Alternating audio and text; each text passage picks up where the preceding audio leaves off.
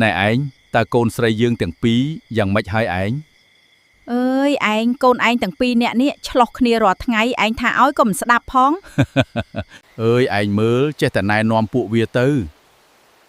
ថាមីប្អូនទៅគ្រាន់និយាយស្ដាប់គ្នាបានតែមៀបងវិញចប់និយាយហើយនៅពេលព្រឹកព្រលឹមនាងរស្មីកំពុងធ្វើម្ហូបឲ្យឪពុកម្ដាយដោយនាងយកចិត្តទុកដាក់ក្នុងការចម្អិនម្ហូប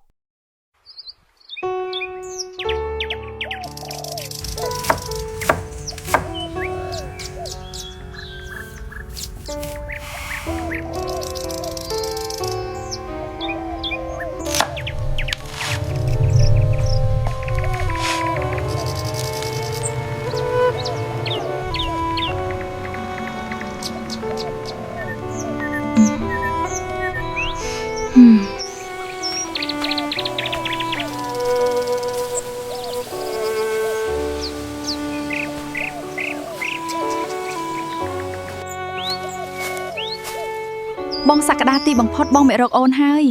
ឲ្យបងសុំទោសរឿងកន្លងបងយល់ច្រឡំពីដំបូងបងយល់ច្រឡំ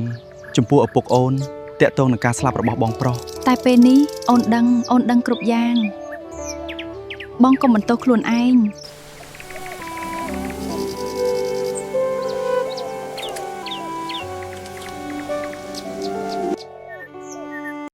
តែនេះនាងរស្មីកំពុងនិយាយជាមួយនរណាគួរប្រាប់ម៉ែទេមិនបានទេបើប្រាប់ម៉ែប្រកាសជាមានរឿងធំហើយ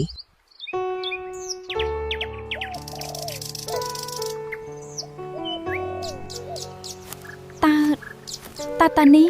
យើងគួរធ្វើបែបណាទៅរស្មីខ្ញុំត្រូវសួរឯងឲ្យដឹងត្រូវតែសួរតែបើសិនតែម៉ែដឹងប្រកាសតែនិយាយមិនត្រូវទេ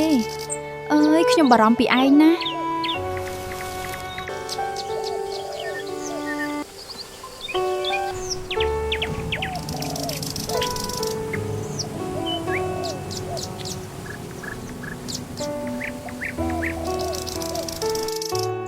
ក្រោយពេលម្ដាយមិនឃើញកូនស្រីក៏ស្រែកហៅសូរិយាអើយសូរិយារស្មី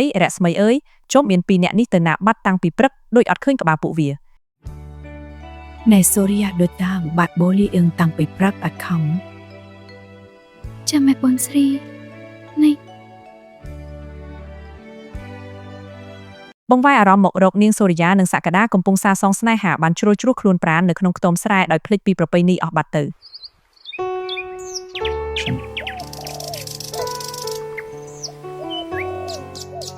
នៅព្រឹកបន្ទាប់ឪពុកបានរៀបរាប់ប្រាប់ប្រពន្ធនិងកូនព្រឹកស្អែកមានគ្រូពេទ្យថ្មីចូលមកក្នុងភូមិយើងសូមកូនទាំងពីរទៅទទួលជំនួសទុកផង